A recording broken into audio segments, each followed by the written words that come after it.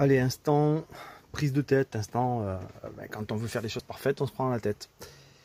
J'ai démonté là, entièrement le placard qu'on a ici, puisqu'il y a quelque chose qui me chagrine, c'est ça. C'est que mes portes, quand je plaque correctement, c'est vrillé. Alors c'est vrillé parce qu'il y a un endroit, vous voyez, voilà, là, ça ressort en bas et ça ne ressort pas en haut par exemple.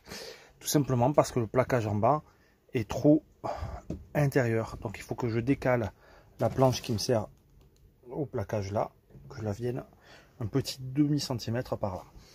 Voilà, le but c'est d'avoir les portes qui se plient pas quoi, et d'avoir une fermeture propre.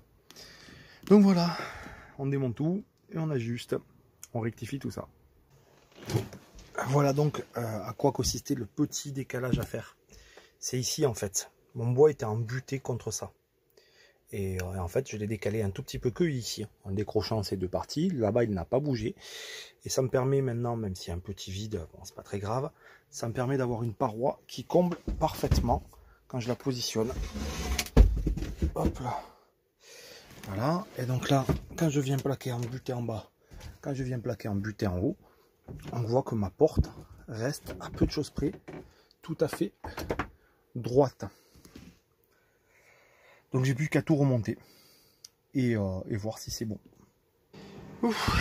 J'ai fini de batailler avec ce meuble et je commence à être satisfait là. Les portes sont beaucoup plus droites.